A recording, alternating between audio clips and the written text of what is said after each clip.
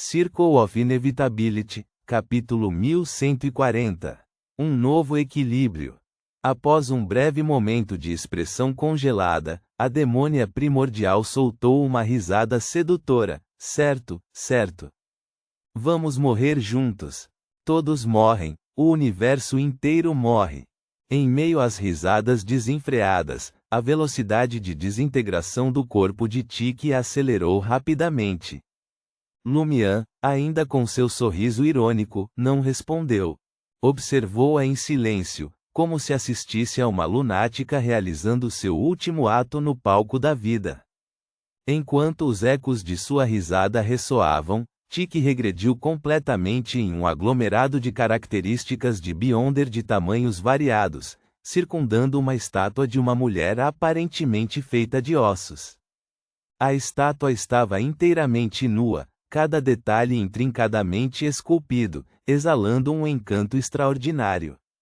Seu rosto se transformava, às vezes desfocado e caótico, outras vezes excepcionalmente vivido, mas sempre trazia o rosto de Tiki. Um som nítido de estilhaçamento se seguiu, enquanto o mundo dos espelhos especial, em chamas com o fogo da destruição, desmoronou com um rugido ensurdecedor. No mundo da ruína, Franca e os outros mal tiveram tempo de reagir antes de sentir a terra tremer violentamente. Perto e longe, montanhas irrompiam do solo, expelindo fumaça densa e magma carmesim. No céu, faixas brilhantes de meteoros brilhavam, atingindo várias partes dos continentes norte e sul. Seus impactos desencadearam explosões violentas e levantaram nuvens de poeira que obscurecerão o luar. Nas terras ígneas, tempestades de neve começaram a rugir. Ao longo das costas, furacões de força sem precedentes atingiram a costa um após o outro. Catástrofes de todos os tipos se abateram indiscriminadamente sobre todos os cantos desprotegidos do mundo, algumas brandas, outras devastadoras. Um Deus verdadeiro, em tudo, exceto no nome, havia caído. O trono divino da demônia primordial estava agora vago. Escondida dentro da camada protetora da coroa da glória, Franca exalou silenciosamente em alívio. De sua bolsa do viajante, ela retirou uma esfera de cristal transparente que representava várias cenas de calamidade. Essa era a característica de Beyonder de uma demônia da catástrofe, reestruturada após ser destruída e filtrada pela névoa cinzenta pelo Senhor Tolo. Franca rapidamente preparou uma poção, um líquido rodopiante que lembrava o céu antes de uma tempestade. Ela engoliu a poção sem hesitar. Em outro lugar, a Madame Mágica e a Madame Justiça testemunharam a autodestruição da demônia de cinza e da demônia de amarelo, cada uma comentando silenciosamente sobre o quão difícil era matar demônias de alto escalão. Se o Senhor Tolo não estivesse ocupado se fundindo com o digno celestial durante seu sono, e se German Sparrow não estivesse preocupado em manter a barreira astral contra os ataques aterrorizantes dos grandes antigos dominadores, a Madame Mágica poderia ter garantido que pelo menos uma das demônios da catástrofe não escapasse. Usando seus poderes de caminhante planar, ela podia recriar figuras históricas ou invocar projeções de eventos históricos. Com isso, ela poderia ter produzido um German Sparrow temporário na realidade. Através dessa conexão, o Senhor Tolo poderia ter descido e projetado uma força suficientemente poderosa. Mas, infelizmente, o Senhor Tolo não pôde descer diretamente em seu estado atual.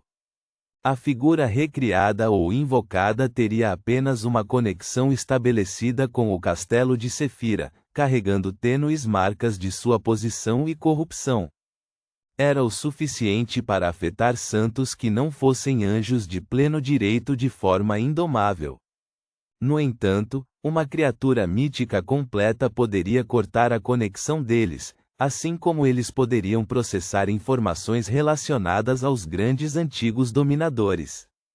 Nesse contexto, Se a demônia de cinza e a demônia de amarelo tivessem tentado escapar para o mundo dos espelhos, não teriam conseguido escapar da perseguição ou da prisão de um caminhante planar. No entanto, optaram pela autodestruição. A Madame Mágica havia preparado uma resposta, pretendendo recriar a parada temporal do Anjo do Tempo, seguida pela manipulação de regras e conexões místicas por um mentor do engano. O objetivo era garantir que a autodestruição da demônia do cinza e da demônia de amarelo se estendesse a seus corpos verdadeiros, seus eus espelhados e seus espelhos adormecidos. Este plano apresentava um certo risco de fracasso. No entanto, fortalecida por sua bênção de boa sorte, a Madame Mágica estava confiante em seu sucesso. Infelizmente, antes que ela pudesse agir, a demônia primordial já havia caído. Os desastres subsequentes aceleraram a autodestruição das duas demônias. Percebendo a decepção da Madame Mágica, a Madame Justiça inclinou a cabeça com um sorriso. Plantei secretamente sementes de peste espiritual nelas. Dadas as psiques distorcidas típicas das demônias, elas, sem dúvida, sofrerão problemas mais tarde, talvez até levando à sua morte. Audrey usou o termo, talvez, pois não tinha certeza se a seita das demônias possuía um artefato selado capaz de curar ou suprimir tais doenças. Em outra frente, Suá e Tirié buscaram com sucesso a ajuda do deus acorrentado e escaparam do emaranhado da Madame Eremita, do Anjo do Espírito Santo e do Anjo do Tempo antes da chegada da Madame Mágica e da Madame Justiça. Eles recuaram, derrotados. No mundo dos espelhos especial em colapso, Lumian, com o rosto ainda exibindo um sorriso irônico, olhou para a estátua feminina e os dois orbes escuros contendo as características de Beyonder absorvidas. No entanto, não permitiu que se fundissem com o rosto de Tiki em seu ombro.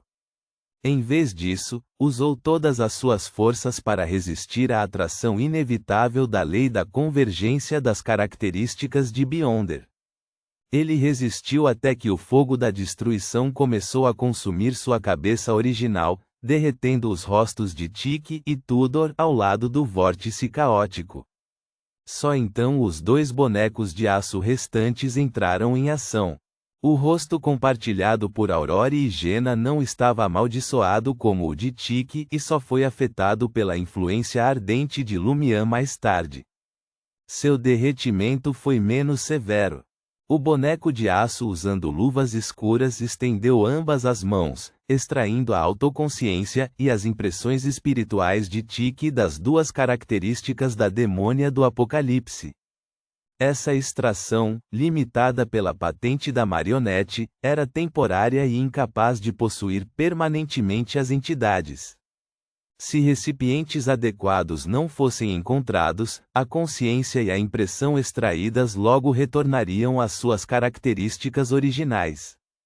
Naquele momento, o outro boneco de aço, envolto em um manto ilusório, estendeu sua mão direita e completou o enxerto. Ela transferiu a autoconsciência extraída e a impressão espiritual para a estátua feminina, a singularidade do caminho da demônia. Como a ressonância mais forte para a autoconsciência e as marcas espirituais de Tiki, a estátua as aceitou prontamente. Mesmo que não o tivesse feito, a enganação ou o enxerto aguardavam para garantir a obediência. Feito isso, os bonecos de aço sucumbiram ao colapso do mundo dos espelhos, e Lumian cessou sua resistência. Ele permitiu que a singularidade se fundisse com o rosto derretido de Tiki. Suportando uma dor imensa, Lumian sorriu e mergulhou 001 no rosto derretido do Tudor, cravando-o completamente. Então, ele engoliu as duas coroas encharcadas de sangue. As características de Beyonder agora purificadas da demônia do Apocalipse foram guiadas para os rostos manchados de sangue de Aurore e Jena. Por fim, as três características de Beyonder da sequência 1 e a singularidade do caminho da demônia se reuniram dentro de Lumian, tornando-se um todo. A agregação deles se intensificou, e a cabeça de Lumian, junto com o fogo da destruição da maldição, pareceu colapsar em uma singularidade. Suportando uma dor imensa, Lumian sorriu e mergulhou 001 no rosto derretido do Tudor, cravando-o completamente. Então, ele engoliu as duas coroas encharcadas de sangue. As três características de Beyonder de sequência 1 e a singularidade do caminho do sacerdote vermelho também foram reunidas. Bum! Trovões ribombaram enquanto relâmpagos brancos e prateados atingiam várias partes do mundo da ruína. O enforcado Alger e a justiça Audrey olharam instintivamente para o céu. Viram as projeções da lua carmesim e das estrelas acesas por uma chama invisível e incolor, trazendo luz ao mundo. Por um breve momento, foi como se eles tivessem retornado à quarta época de Traer, antes que o selo fosse quebrado, quando o céu era composto de chamas. As catástrofes se intensificaram. Audrey notou os enormes carvalhos ao longe curvando seus galhos. Viu a mágica Force e a lua Enlil alternando entre formas masculinas e femininas, ora andrógenas, ora normais. Tosse e febre afligiam esses semideuses, inexplicavelmente espalhando uma doença estranha, forçando-os a abaixar a cabeça. Uma onda de impulso surgiu em seus corações, rastrear e confrontar as demônias mais uma vez. Em meio a esse caos, os gritos dos monstros enchiam a floresta de carvalhos enquanto eles se voltavam uns contra os outros. Simultaneamente, à medida que Franca avançava para se tornar uma demônia da catástrofe, ela sentiu fragmentos de seus espelhos quebrados formando novos domínios atrás dos espelhos. O mundo dos espelhos renasceu. No mundo da ruína, manchas de cinza e caos foram consumidas pelas chamas, não deixando nada para trás. No mundo dos espelhos especial destruído e então renascido, as três cabeças de Lumian se ergueram lentamente enquanto seu corpo se reconstituía. Seu lado direito era feminino, vestido com um vestido branco esquelético, enquanto o esquerdo era masculino, envolto em um manto vermelho sangue. A cabeça da direita exibia os rostos purificados de Aurora e Jena, limpos, cheios de espiritualidade, embora seus olhos permanecessem fechados, incapazes de falar ou transmitir consciência. A cabeça da esquerda exibia o rosto de Tiki, agora menos maternal e mais sedutor, com um sorriso cativante e lábios ligeiramente entreabertos. O rosto de Tudor parecia mais nítido, com a marca da bandeira vermelho-sangue em sua testa ligeiramente saliente. A face do vórtice caótico continuava a absorver o fogo da destruição, girando levemente. A própria cabeça de Lumian ficou mais bonita, seu cabelo longo ficou da cor de sangue, suas feições exalavam uma masculinidade marcante. Abaixo da axila e das costelas esquerdas, braços adicionais brotavam, segurando uma bandeira queimada e manchada de sangue. À direita, braços idênticos estendiam-se, pálidos como jade branco, mas de mãos vazias. Um novo sacerdote vermelho e demônia do caos havia nascido. Como um deus, algumas singularidades se manifestavam como partes do corpo ou pertences de alguém, outras permaneciam ocultas. No momento seguinte, Lumian levantou suas três cabeças, olhando para a lua carmesim retornando à região. Você ainda está no estágio crítico da fusão, zombou ele. Essa pequena interferência, o que ela pode conseguir? Nada antes, nada agora. Sorrindo ousadamente, Lumian ergueu seus 4 novos braços. Chamas invisíveis e incolores e um vórtice caótico de possibilidades infinitas surgiram em direção à projeção da lua carmesim. Ponto.